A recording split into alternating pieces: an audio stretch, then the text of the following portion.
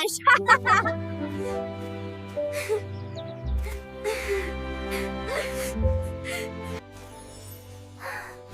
Don't worry. Even if you don't know English, you can learn from English Talk Together channel. Hello everyone, welcome back to our channel, the place where we make speaking English feel as natural as breathing. I'm Emma. And I'm Jack. Hello, Emma, and hello to everyone tuning in from all over the world. I have to say, Emma, I'm feeling a little bit nervous today. Oh, why is that, Jack? You're usually the most relaxed person I know. Well, it's our topic. We are talking about small talk, specifically how to talk to a total stranger for 10 whole minutes. Just thinking about it makes my palms a little sweaty. Oh, Jack, don't worry. You aren't alone. Most people find talking to strangers a bit scary.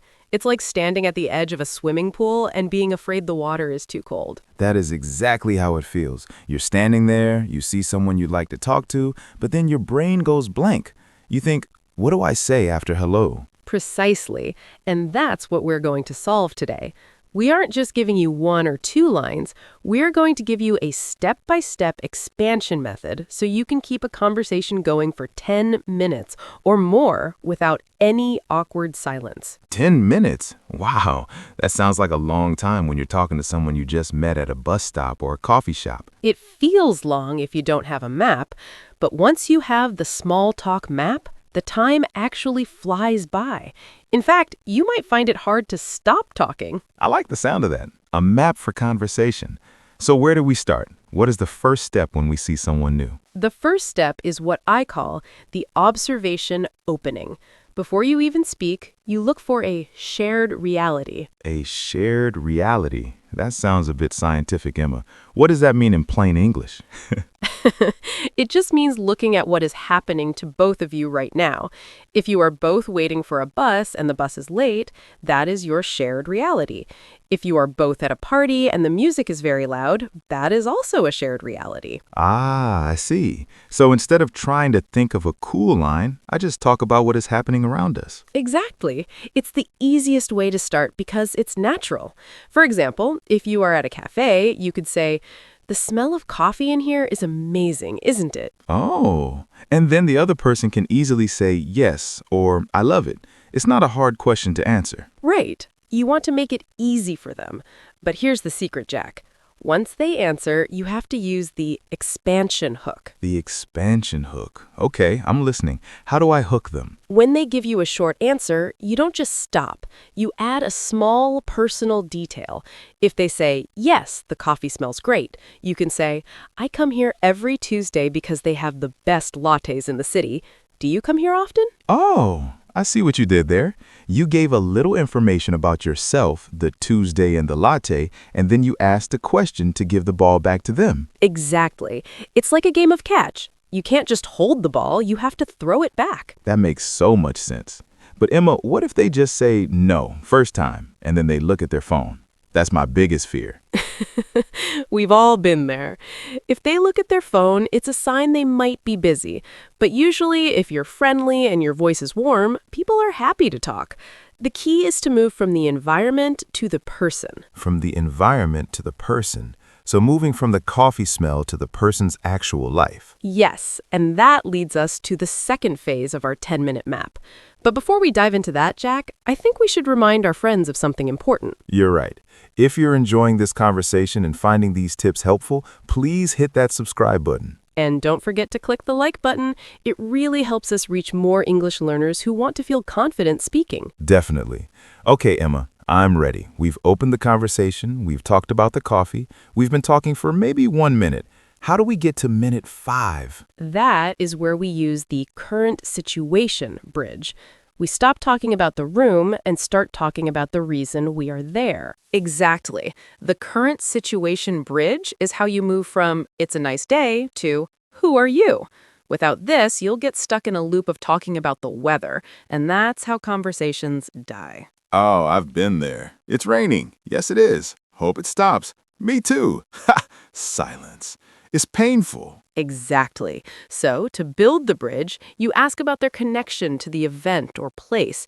If you are at a friend's party, the magic question is, So, how do you know the host? Simple but effective. It forces them to tell a little story.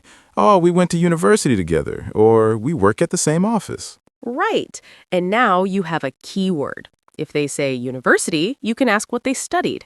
If they say work, you can ask what they do. This is what I call keyword catching. Keyword catching. I like that. It's like listening for a golden ticket that tells you exactly what to say next. Precisely. Let's try a mini role play, Jack. Imagine we are at a wedding. I'm the stranger. You start. Okay, let's see. Beautiful ceremony, wasn't it? I love the music. It really was. The violinist was incredible. I agree. Are you a friend of the bride or the groom? I'm a colleague of the bride. We've worked together for about 5 years. Stop. Okay, I caught the key word. 5 years and colleague. So I could say, wow, 5 years is a long time. You must have seen the company change a lot. What kind of work do you do there? Perfect. See, you didn't have to think of a topic. I gave it to you. You just caught the ball and threw it back. That feels so much lighter. It's not about being clever. It's just about being a good listener. That is 90% of small talk, Jack. People love to talk about themselves. If you show genuine interest, they will think you are a great conversationalist, even if they did most of the talking. That's a great trick. But Emma, what if the situation is different? Like, what if we're just waiting in a long line at a grocery store? There's no host to ask about. Great question. In a neutral place like a store, you use the contextual opinion. You can look at something they're buying, only if it's obvious, and ask for advice. Advice? Like, I see you're buying their brand of tea. Is it any good? Exactly. I've been looking for a good green tea. Would you recommend that one? People love giving their opinion. It makes them feel like an expert for a second. Wow, yeah. And then they might say, oh, it's great. I drink it every morning. And boom, another keyword, morning. I could ask if they're a morning person or a night owl. You're a natural, Jack. You just turned a box of tea into a conversation about lifestyle. That is how you reach that 5-minute mark. It feels like the conversation is growing like a tree. One branch leads to another. That's a beautiful way to put it. But to keep the tree growing all the way to 10 minutes, we need to move into the deepening. This is where we talk about passions, travel, or hobbies. Is that where it gets a bit more personal? A little bit, but still safe. We aren't asking for their deepest secrets. We're looking for the spark. You want to find the topic that makes their eyes light up. I love it when that happens. You mention something and suddenly the person starts talking faster and smiling more. That's the goal. But how do we find the spark without sounding like a police officer asking questions? Where do you live? What is your hobby? Do you like dogs? Yeah, that feels like an interrogation, not a chat. We avoid the interrogation by using statement question pairs. Instead of just asking, you share a tiny bit of yourself first. Give me an example of that. Instead of, what do you do for fun, try, I've been trying to get outdoors more lately. I actually went hiking last weekend. Do you manage to get much free time for hobbies? Oh, that's much smoother. Because you shared your hiking story first, it feels like a real exchange. It's not just me demanding information from them. Exactly. It's about balance. If you ask 3 questions in a row, it's an interview. If you make 3 statements in a row, it's a monologue. You want statement, question, listen. Statement, question, listen. Statement, question, listen. I'm writing that down in my head. So we found a topic they like. Maybe they love travel. Now what? Now we use the follow-up bridge to talk about the past or the future. This is a huge secret for making small talk last a long time. The past and the future. Tell me more. Well, if they say they love Japan, you can ask about the past. What was the most surprising thing you saw there? Or the future. Where are you planning to go next? Oh, that opens up so many more minutes of talking. You aren't just stuck in the now. Exactly. You're traveling through time together. It's much more interesting. This is amazing, Emma. I'm actually starting to feel excited about talking to a stranger now. But I have one more worry. What if I run out of things to say at minute 7? Don't worry, we have a special technique for that called the hypothetical pivot. But before we get to that, I have to ask, Jack, have you ever used these time travel questions before? I think I've done it by accident, but never on purpose. Using it on purpose feels like a superpower. It really is. And for our listeners, practicing these specific questions is the fastest way to improve your spoken English. I agree. It's not about knowing 10,000 words, it's about knowing how to use 100 words to keep a conversation alive. So true. Okay, Jack, let's move into the home stretch, minutes 7 to 10, where we use the hypothetical pivot to keep the energy high. So, the hypothetical pivot. This is my favorite tool for when the conversation starts to slow down. You know that moment where you both sort of nod and look at your shoes? Oh, I hate that moment. It's the awkward silence monster. Is this how we kill the monster? Exactly. A hypothetical question is a what-if question. It moves the conversation away from boring facts and into imagination. It's fun, it's light, and it usually makes people laugh. Give me some examples. I need to be prepared. Okay, imagine you've been talking about work for a while. It's getting a bit dry. You could say, so, if you didn't have to work for a living, if you won the lottery tomorrow, what would you actually spend your time doing? Oh, that's a great one. Everyone has a lottery dream. I'd probably buy a boat and sail around the Mediterranean. See, I'm already talking. See? It works. Or if you were talking about food, you could ask, if you could only eat one meal for the rest of your life, what would be the must-have dish? Pizza. Easy, no question. But I see why this works, Emma. It's not about their real life anymore. It's about their personality. You learn if they are adventurous or if they like comfort or if they have secret dreams. Right. And because it's a what if, there is no wrong answer. It takes the pressure off. That's brilliant. But Emma, I have a question. What if the person I'm talking to is a bit shy? Like they give me short answers, even when I use the what if questions. That's a common challenge. With shy people, you need to use the mirror technique. The mirror technique. Does that mean I copy what they do? Not exactly. It means you repeat the last 2 or 3 words they said, but with a questioning tone. It sounds simple, but it's a psychological trick that makes people want to explain more. Wait, show me how that works. Let's pretend I'm the shy one. Okay, so Jack, do you have any plans for the weekend? Not really, just staying home. Just staying home? Yeah, I've been really tired lately because of this new project at the office. New project? Well, yeah, we're designing this new app for hikers and it's been taking up all my time. Smile. Do you see what happened? I didn't ask a new question. I just mirrored your words, and you felt the need to give me more details. Wow, I didn't even realize I was doing it. I went from staying home to designing a hiking app in 2 seconds. That's like magic. It really is. It shows the other person that you are listening so closely that you are literally using their own words. It makes them feel safe and heard. I love that. So we've used the opening, the bridge, the key words, and now the mirror. We must be at minute 8 or 9 by now. We are. You're doing great, Jack. Now, as we get close to the 10-minute mark, the energy often changes. You don't want to just run away when the time is up. Right, that would be weird. Okay, 10 minutes is over. Goodbye. Exactly. You need the warm exit. But before the exit, there's one more thing, the future mention. The future mention. Is that like asking for their phone number? Because that feels a bit fast for a stranger. No, it's much more subtle. It's just mentioning that you'd like to use a piece of advice they gave you. It makes the conversation feel meaningful. Ah, like the tea example from earlier.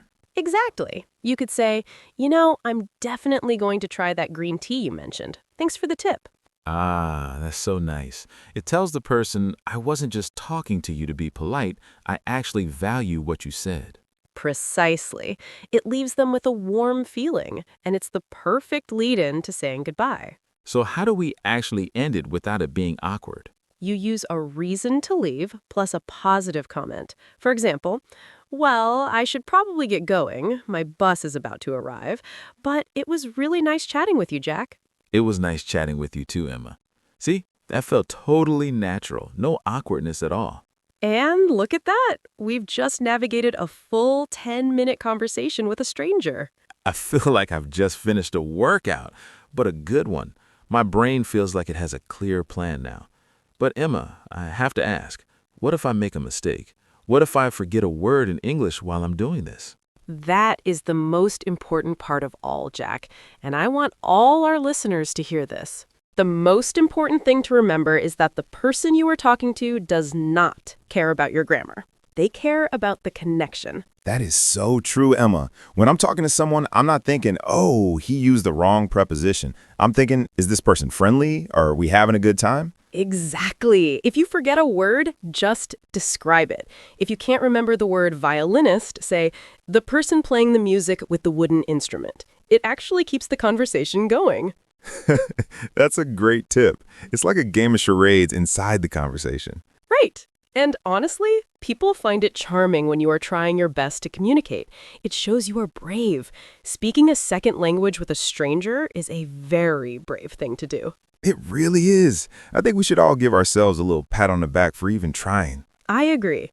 So, Jack, we've covered a lot today. Should we walk through our 10-minute map one more time for our listeners? Let's do it. I want to make sure I have this locked in my brain. I agree. So, Jack, we've covered a lot today. Should we walk through our 10-minute map one more time for our listeners? Let's do it. I want to make sure I have this locked in my brain. Okay. Phase 1, the opening. Right. Look for the shared reality. Talk about the coffee, the weather, or the late bus. Don't try to be a genius, just be present. Perfect. Phase 2, the expansion hook. That's when I add a small personal detail to my answer. Instead of just saying yes, I say, yes, I come here every Tuesday. It gives the other person something to hook onto. You've got it. Then, phase 3, keyword catching. This was the big one for me. I listen for words like university, work, or holiday, and I use those to ask the next question. It's like following a trail of breadcrumbs. I love that image. Then we have the statement question pair. Right. Don't be a police officer. Share a little bit about yourself first, like your hiking story, and then ask them a question. It keeps the balance equal. Exactly. And then, when things get a bit quiet around minute 7, what do? We use the hypothetical pivot, the what-if questions. If you won the lottery, or if you could eat only one food, it brings the fun back into the chat. And if they are shy? I become a mirror. I repeat their last few words with a question mark. Just staying home? It's like magic. It makes them open up without me even trying. It really is like magic.